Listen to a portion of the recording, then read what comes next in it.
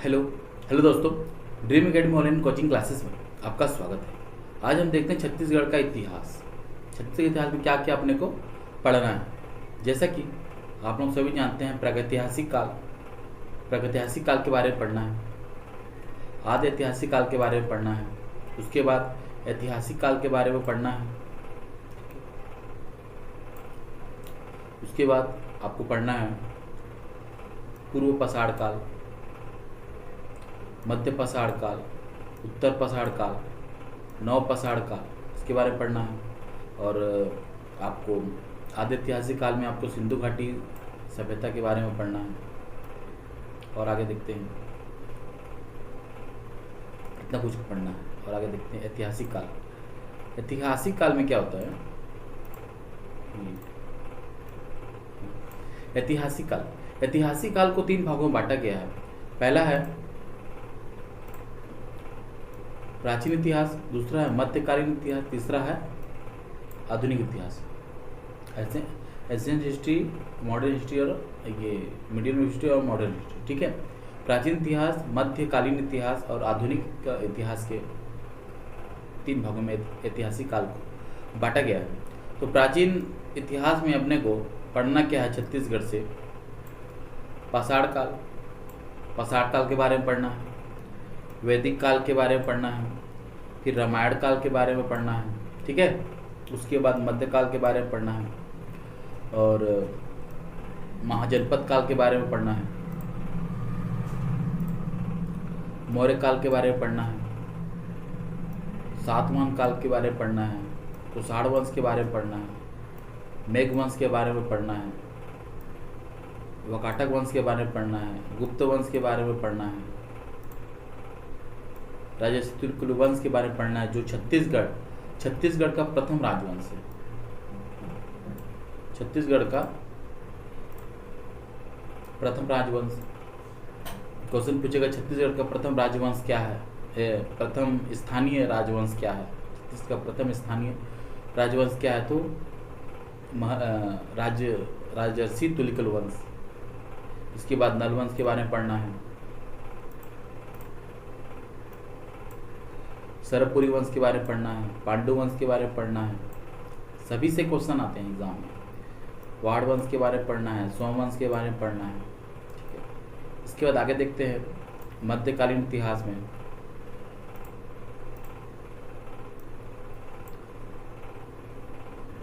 मध्यकालीन इतिहास में आपको रतनपुर का कलचुरी शासक देखते हैं।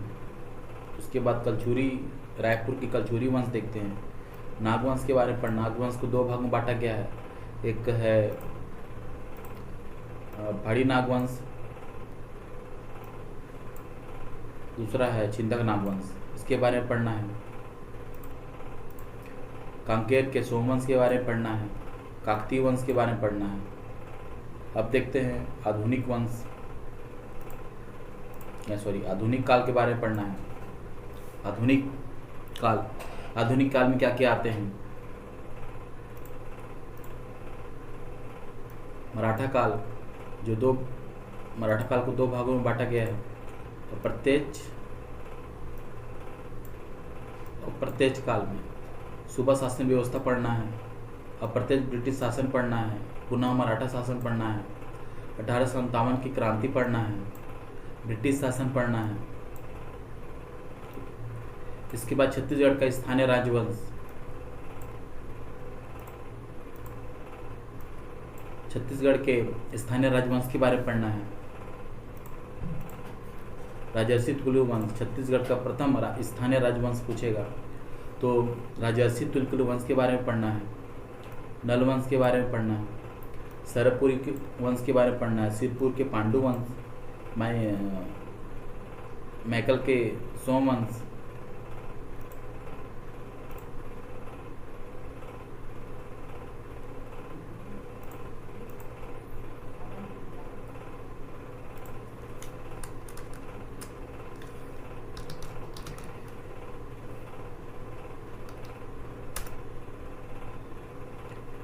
मैकल के सौर वंश के बारे में पढ़ना है। वाड़ वंश छत्तीसगढ़ इतिहास का घटनाक्रम के बारे में देखते हैं। वैदिक काल जो है, वैदिक काल 1500 ईसा पूर्व से 500 ईसा पूर्व। रामायण काल की राजधानी जो रामायण काल है उसकी राजधानी क्या थी? 2 राजधानी थी, एक श्रीवस्ती, दूसरा है कुजस्थली। महाभारत काल के बारे में देखना है। महाजनपद काल का 6वीं शताब्दी के काल को कहा गया है छत्तीसगढ़ में। नल मौर्य वंश का संस्थापक है चंद्रगुप्त मौर्य। अंतिम शासक है बृहदत्त। कुषाण वंश के बारे में पढ़ना है। कुषाण वंश, मेघ वंश, वाकाटक वंश प्रथम शासक है, जो शासक है संस्थापक है महेंद्र सेन। गुप्त वंश के बारे में प्रथम ये संस्थापक है गुप्त वंश का संस्थापक श्रीगुप्त। राजर्षि तुर्क वंश के बारे में देखना है। नल वंश के बारे में देखना है। नल वंश का संस्थापक है शिशुक और अंतिम शासक है नरेंद्र थब्बल। सरपुरी वंश के बारे में देखना है। सरपुरी वंश सरबराज। अंतिम शासक है प्रवर राज द्वितीय। पांडुवंश का संस्थापक है उदयन, के बारे में देखना है। सोमवंश के बारे में देखना है, सोमवंशीय शासक। और नागवंश को 2 भागों में बांटा गया है, एक फड़ी नागवंश तो एक छिंदक नागवंश। इसके बारे में देखना है। फड़ी नागवंश का संस्थापक है अहिराज। इसके बारे में छिंदक नागवंश का नृपति भूषण। मौनिकदेव अंतिम शासक, फड़ी नागवंश का अंतिम शासक मौनिकदेव। इसके बारे में पूरा डिटेल देखेंगे, अभी शॉर्ट फॉर्म में देख रहे हैं, इसके बारे में डिटेल अपन पढ़ेंगे आगे। छिंद नागवंश का संस्थापक है नृपति भूषण। अंतिम शासक है हरिश्चंद्र चंद्र, जिसका राजधानी है मौनिकदेव की राजधानी, अगर बोला जाए तो फड़ी नागवंश की राजधानी बोला जाए तो कवर्धा, और छिंदक नागवंश की राजधानी बोला जाए तो चक्रकोट यानी या भ्रमरकोट, जो भी ऑप्शन में आप इसको देख लीजिएगा। नेक्स्ट है कलचुरी वंश के बारे में देखना है। कलचुरी वंश 1000 ईसा पूर्व से 1741 ईसा पूर्व है, जिसका कलिंग वंश का संस्थापक है कलिंगराज। अंतिम शासक है मोहन सिंह। इसकी राजधानी है कलचुरी वंश की राजधानी है तुमाड़ राजधानी है, और रतनपुर, 2 राजधानी थी। ठीक है। उसके बाद रायपुर के कलचुरी वंश का संस्थापक है रामचंद्र, और अंतिम शासक है अमर सिंह देव। राजधानी है रायपुर। काकतीय वंश के बारे में देखना है। 1400 ईसा से 14वीं से 18वीं शताब्दी। अन्नमदेव संस्थापक अन्नमदेव है। प्रवरचंद्र भंजदेव है। और काकतीय वंश का संस्थापित सब डिटेल देखेंगे, शॉर्ट फॉर्म में देख रहे हैं, क्या क्या पढ़ना है वो मैं आपको बता रहा हूँ।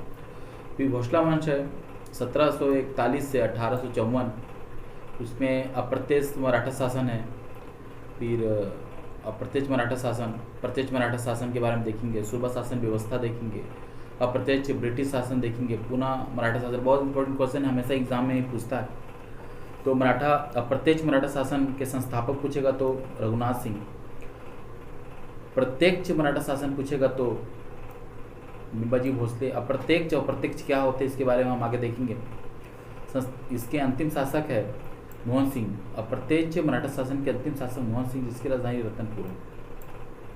उसके बाद प्रत्यक्ष मराठा शासन का संस्थापक है बिम्बाजी भोसले, जिसकी राजधानी है रतनपुर। ये सारे चीज देखेंगे आपको। सूबा शासन व्यवस्था के बारे में देखेंगे। महिपत लिखा गया है।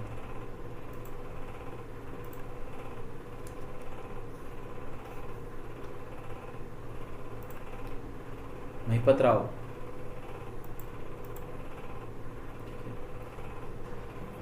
और अंतिम शासक है यादवराव। इसके बारे में पूरा डिटेल देंगे। प्रत्येक ब्रिटिश शासन, पुनः भोसला, पुनः मराठा शासन के बारे में। अंग्रेजी शासन के बारे में देखेंगे, बहुत इंपॉर्टेंट क्वेश्चन है, हमेशा एग्जाम में पूछता है। रायपुर, अंग्रेजी शासन की राजधानी रायपुर, बहुत इंपॉर्टेंट क्वेश्चन है। हमेशा इस चीज़ को हमको देखना है, ठीक है। इसके बारे में सारी डिटेल हम आपको बताएंगे तो आपको बहुत अच्छा समझ में आया होगा। अभी ये क्या है कि एक टेबल पे बना हुआ है तो थोड़ा समझ में नहीं आ रहा होगा, लेकिन बहुत इसके पॉइंट टू पॉइंट बताएंगे।